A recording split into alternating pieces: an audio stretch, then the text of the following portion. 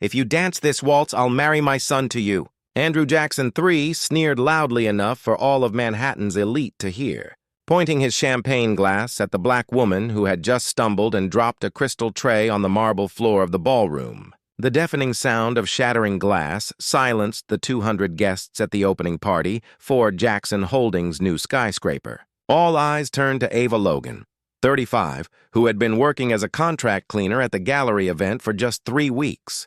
"Dad, you're being ridiculous," whispered David Jackson, 28, embarrassed by his millionaire father's cruel joke. But Andrew completely ignored his son's disapproval, clearly drunk on power and the 1,000 whiskey he had been drinking all night. No, let me finish," Andrew continued, walking to the center of the room as if he were presiding over a court of law. "This person obviously doesn't have the coordination to clean properly. How about we test her to see if she can even move to the beat?" Ava Logan remained kneeling, picking up the crystal shards with trembling hands, but her eyes revealed something no one there could decipher. It wasn't humiliation or fear.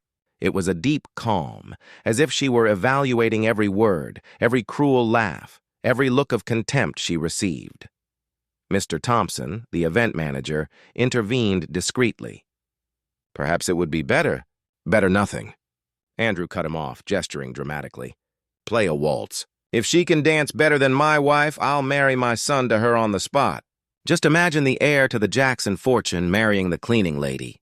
Collective laughter echoed through the hall like a wave of collective cruelty. Some women covered their mouths, pretending to be shocked, but clearly enjoying the spectacle. The men shook their heads as if witnessing a perfectly acceptable comedy of bad taste. Ava Logan finally stood up, wiped her hands on her apron, and looked directly at Andrew Jackson. For a moment that seemed like an eternity, she remained silent as if making a decision that would change not only that night, but the entire power dynamic of that room. "I accept," she said in a clear voice that cut through the air like a sharp blade. The hall fell completely silent. Even the orchestra stopped playing, confused by the unexpected turn the situation had taken. Andrew blinked several times, thinking he had heard wrong. "What did you say?" he asked, his arrogance momentarily shaken by the unexpected response. "I said, 'I accept your challenge,'" Ava Logan repeated, now with a subtle smile that sent an inexplicable shiver down the spines of some of the guests. "But when I dance better than your wife, you will keep your word, even if it was said as a joke." At that moment, while everyone mocked and laughed even louder, thinking they were witnessing the biggest embarrassment of the decade, no one noticed the familiar gleam in Ava Logan's eyes. The same gleam that had once mesmerized audiences on some of the world's most prestigious stages before a single night of tragedy completely changed the course of her life. If this story of prejudice and twists and turns is piquing your curiosity, don't forget to subscribe to the channel, because what is about to happen in that ballroom will show that underestimating someone can be the most expensive mistake a person ever makes. Andrew Jackson wife. Jennifer Jackson, a 50-year-old woman known for her ballroom dancing lessons to Manhattan's elite, approached with a venomous smile. "Darling, do you really think I need to lower myself to compete with this?" she said, gesturing dismissively toward Ava Logan. "Don't be modest, Jennifer," Andrew replied, clearly enjoying the situation.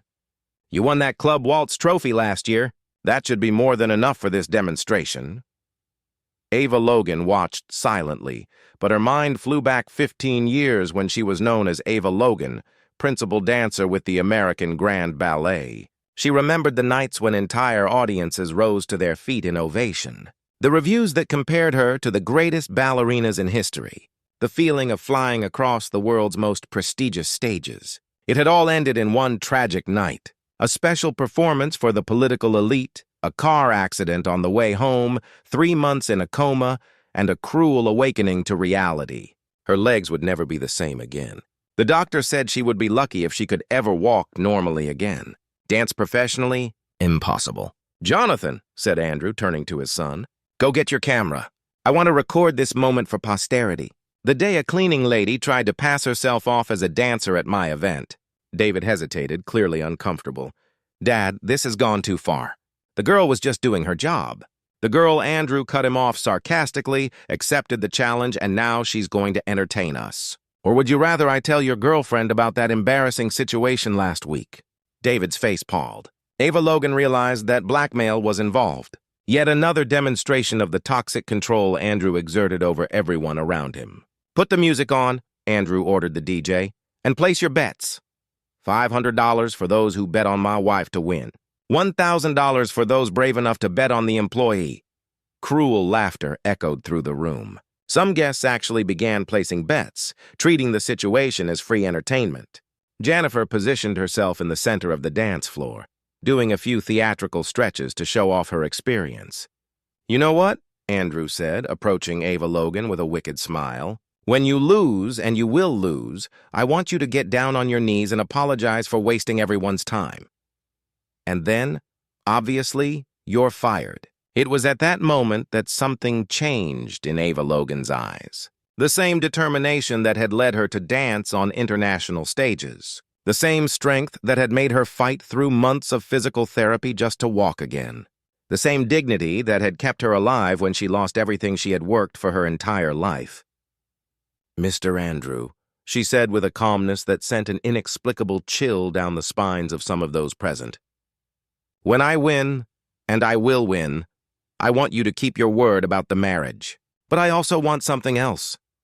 Andrew raised his eyebrows, amused by her audacity. Oh, she wants to make demands now. Very well, amuse me. What else do you want besides marrying my son? I want you to admit in front of all these guests that you judged a woman wrongly based on the color of her skin and the work she does. And I want a public apology. The room tensed. Some guests whispered among themselves, recognizing that the situation had taken a more serious turn than they had expected. Andrew laughed loudly. You've got guts. I'll give you that. All right, I accept. But when you make a fool of yourself, you'll leave here not only without a job, but without any dignity left. What Andrew Jackson III didn't know was that he was about to face not just a cleaning lady with a mysterious past, but a woman who had lost everything once and knew exactly how hard it was to fight for every crumb of respect in a society that had rejected her. While Jennifer prepared herself with basic ballroom dance moves, across the dance floor, a silent storm was brewing. Because there is a brutal difference between someone who learned to dance as a hobby and someone who was born to make dance or universal language, even when fate tried to take it away from her forever. While Jennifer warmed up with basic ballroom dance moves, Ava Logan stood motionless in the corner of the dance floor. But her mind was working like a precision machine. 15 years of brutal physical therapy, of learning to walk again, of accepting that she would never be the same, had forged in her a resilience that none of those spoiled rich kids could understand. Look at her, one of the guests whispered to her friend. She's probably never stepped on a dance floor in her life. What unnecessary humiliation! Andrew Jackson circled the room like a satisfied predator, collecting bets from the guests and deliberately increasing the humiliation. $500 says she can't even make it through the song without tripping, he announced, raising a glass of champagne. $1,000 for anyone who bets she'll run out in the middle of her performance. Laughter echoed throughout the room. But Ava Logan noticed something Andrew didn't. His son David wasn't laughing. In fact, the young man seemed increasingly uncomfortable with the whole situation, shifting uneasily near the wall and avoiding the gaze of the crowd. It was then that she noticed something familiar about David's face. It wasn't the first time she had seen him. 3 weeks ago, when she started working at Andrew Holdings events, she had noticed a young man who always treated the contract workers with respect, unlike the other executives. It was him. Miss, said a low voice beside her. Ava Logan turned and saw a black man in his 60s wearing the discreet uniform of the building's security team. I'm Antonio, head of security. I've worked here for 20 years. He approached discreetly, pretending to check something on his radio. I saw you dance before, he murmured so low that only she could hear. 15 years ago at the National Theater. Ava Logan Morrow, principal soloist. I was security there too. Ava Logan's heart raced. Someone had recognized her. After all these years of keeping her identity a secret, working in anonymous jobs to survive, someone finally knew who she really was. I thought you died in the accident, Antonio continued, his eyes revealing a mixture of shock and admiration. The newspaper said you'd never dance again. The newspaper said a lot of things, Ava Logan replied, keeping her voice steady. Not all of it was true. Antonio nodded slowly. What they did to you was an injustice. And what they're doing now, he glanced in Andrew's direction, who was still laughing loudly, is even worse. At that moment, Ava Logan made a decision she had been putting off for 15 years. Not just about dancing, but about who she really was and what she was willing to reveal to the world. Antonio, she said, I need a favor. After I dance, no matter what happens, I need you to record everything that follows, especially the reactions. He looked at her confused, but nodded. Sure, but why? Because Ava Logan smiled for the first time that night. Some people need to be reminded that underestimating someone based on their appearance can be the most expensive mistake of their lives. Meanwhile, Andrew had decided to make the spectacle even more cruel. You know what? He shouted to the entire room. Let's make this more interesting. If she can finish the song without falling or stopping, I'll give her $1,000. But when she fails, and she will fail, I want her to clean this entire room on her knees in front of all of us. The crowd reacted with a mixture of laughter and some uncomfortable murmurs. Some guests began to realize that the situation had crossed the line, but no one had the courage to confront Andrew Jackson III. Dad, David tried once more. This has gone too far. Shut up, David, Andrew snapped. You're too soft. That's exactly why you need to learn how the real world works. There's a natural hierarchy, and people like her, he pointed at Ava Logan, need to know their place. It was at that moment that Ava Logan began to move, not to position herself on the dance floor, but to stretch. The movements were subtle, almost imperceptible to most of those present, but Antonio recognized them immediately. They were the preparatory exercises she did before every performance at the National Theater. My God, Antonio muttered to himself, she's really going to do this. Jennifer Jackson, realizing that attention was beginning to turn to Ava Logan, decided to begin her presentation. Start the music, she ordered. Let's get this charade over with. The DJ, clearly uncomfortable with the whole situation, put on a classical waltz. Jennifer began to dance alone, executing competent but predictable ballroom dance moves. She had learned to dance at elite clubs with expensive private teachers, but her technique was clearly amateurish by professional standards. Still, she received polite applause from the audience. After all, to that audience, she represented everything they considered appropriate. Rich, white, educated in the best social circles. Well done, dear, said Andrew, applauding exaggeratedly. Now it's time for our guest artist. Ava Logan slowly walked to the center of the dance floor. Each step was measured, controlled, laden with a dignity that began to make some of those present uncomfortable. This was not how a defeated person was supposed to behave. What song would you like? Asked the DJ. More out of politeness than genuine consideration. The same one, Ava Logan replied simply. But from the beginning, Andrew laughed. Oh, she wants a second chance. How lovely. All right, play the song. Let's see how long she lasts before she gives up. What none of them knew was that Ava Logan had strategically chosen that song. It was a waltz she had danced hundreds of times during her career. One of the pieces she knew by heart, which flowed through her muscle memory like second nature. More importantly, it was one of the last performances she had given before the accident. A night when she had received a 5-minute standing ovation at the National Theater in a performance that critics had described as transcendent and one of the most emotionally devastating performances in the history of American dance. As she waited for the music to begin, Ava Logan closed her eyes and allowed her memories to take her back to that night 15 years ago. She remembered the feeling of flying across the stage, the deep connection with each musical note, the absolute certainty that she had been born to do this. The doctors had said she would never dance again. The media had speculated that her career was definitely over. She herself had believed it for years, until slowly, painfully, she began to rebuild not only her muscles, but her relationship with dance. She had never returned to the stage. She had never tried to resume her career, but she had never stopped dancing in secret alone during the most difficult moments of her new life. The music began, and with it, something extraordinary was about to happen in that hall full of prejudice and arrogance. under the weight of all those condescending glances.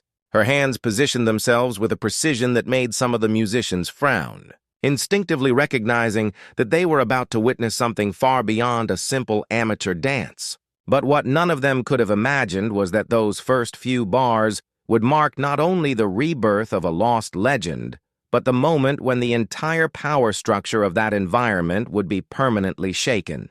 The first bars of the waltz echoed through the hall, and Ava Logan began to move. It was not the hesitant steps everyone expected to see. Instead, she rose with a grace that made the air in the room change instantly, as if gravity had lost some of its power over her.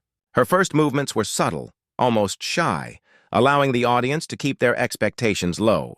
But as the music gained momentum, something extraordinary began to happen. Each step became more fluid, each turn more precise, each movement charged with a deep emotion that began to mesmerize everyone present. Andrew Jackson stopped laughing. Jennifer stopped smiling. The entire room began to realize that they weren't watching a cleaning lady trying to dance. They were witnessing an artist reclaiming her place in the world. "My God," someone in the audience murmured. She's exceptional." Ava Logan performed a sequence of pirouettes that would be challenging for any professional ballerina, followed by a grand jate that lifted her into the air with a lightness that defied physics. These were not ballroom dance moves. This was classical ballet of the highest order, masterfully adapted to the waltz. Antonio, keeping his promise to Ava Logan, had discreetly positioned his cell phone to record not only the performance, but the audience's reactions, especially the reactions of Andrew Jackson, whose face had gone from scorn to confusion, then to something close to terror. "This is impossible," Andrew whispered to himself, his voice catching. "Who the hell is this woman?" It was when Ava Logan performed the final sequence of her old National Theater performance, a combination of movements that had been her trademark, a unique fusion of classical techniques she had created herself, that the truth began to strike some of those present like a bolt of lightning. "Wait a minute," said a woman in the audience, a patron of the arts who attended every major cultural event in the city. "I know those moves. I've seen that sequence before, but where?" David Jackson was completely mesmerized, his camera capturing every second of the performance. Unlike his father, he recognized genius when he saw it, regardless of who displayed it. When the music reached its climax, Ava Logan performed a series of fouettes, continuous turns on one leg that left the entire audience speechless. These were movements that required not only perfect technique, but years of training and extraordinary physical strength. The music came to an end, and Ava Logan finished in a pose that was simultaneously powerful and vulnerable. Her arms outstretched, her head held high with absolute dignity. Her breathing controlled despite the intensity of the performance. The silence that followed lasted an eternity. It was the kind of silence that occurs when an audience witnesses something that transcends their wildest expectations. Then slowly, one person began to applaud, then another. Within seconds, the entire hall was on its feet, applauding with an intensity that made the windows rattle. "Bravo!" someone shouted. "Extraordinary!" echoed another. Andrew Jackson was pale as a ghost, realizing that he had just been completely humiliated by someone he considered inferior. Worse, he had done so in front of Manhattan's elite, who now looked at him with a mixture of disapproval and embarrassment. It was at that moment that Antonio approached Ava Logan, still recording. "Ladies and gentlemen," he said loudly enough for everyone to hear, "allow me to introduce Ava Logan, former principal soloist with the American National Ballet." The name echoed through the hall like a bomb. Several people gasped, others let out exclamations of shock. Ava Logan was a legend, a ballerina who had mysteriously disappeared at the height of her career after a tragic accident. "Impossible," Jennifer Jackson stammered. "Ava Logan is dead, or at least she never danced again after the accident." "Clearly," said Ava Logan, finally breaking her silence, "the rumors of my death have been greatly exaggerated." The crowd laughed, but Andrew Jackson wasn't finding it funny at all. The reality of what had happened began to hit him like a freight train. He had publicly humiliated one of the greatest entertainers in American history. And worse, he had done so on tape. Mr. Andrew Antonio said, still holding the cell phone, "You said that if she danced better than your wife, you would marry her to your son. I believe this entire audience can attest to the fact that the condition has been more than met. David, realizing where the situation was going, approached Ava Logan. Miss Logan, he said, I would like to publicly apologize for my father's behavior. It was inexcusable. David, shut up! Exploded Andrew, his mask of control finally slipping completely. You will not apologize to anyone, especially not to her. It was at that moment that Ava Logan revealed the true extent of her plan. Mr. Andrew, she said calmly, I believe we have a marriage proposal to discuss. After all, a man of your standing surely keeps his word, doesn't he? The audience fell silent, realizing they were witnessing something much greater than a simple display of talent. You must be crazy if you think I'm going to honor a drunken joke, Andrew growled, his arrogance returning in the form of desperation. But it wasn't a joke, Ava Logan said, smiling. Antonio, could you play back the recording of Mr. Andrew's statements from tonight?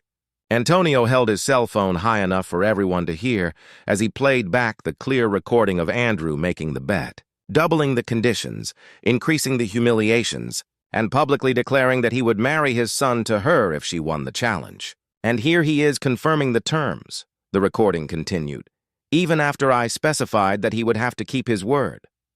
The audience murmured, some laughing nervously, others clearly embarrassed by the situation Andrew had created for himself.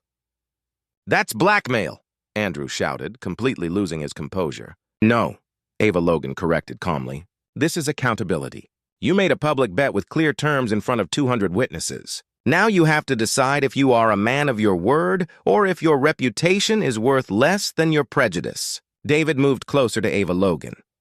Miss Logan, he said, if you will allow me, I would like to honor my father's word, not because I am forced to, but because any man would be honored to marry someone of your talent and dignity. The audience murmured, surprised by the unexpected romantic turn. Andrew was now visibly shaking with rage. David, if you do this, you're out of the company, out of the family, out of everything. Then so be it, David replied, extending his hand to Ava Logan. Some things are more important than money, Dad, like having integrity. Ava Logan looked at the outstretched hand, then at the audience, then at Andrew Jackson, who was clearly having what appeared to be a nervous breakdown in public. Mr. Andrew, she said, 15 years ago, people like you decided I had no value after I became imperfect. Today, you tried to humiliate me based on the color of my skin and the work I do to survive. But you know what I've discovered? True nobility doesn't come from inheritance or bank accounts. It comes from how we treat other human beings when we think no one is watching.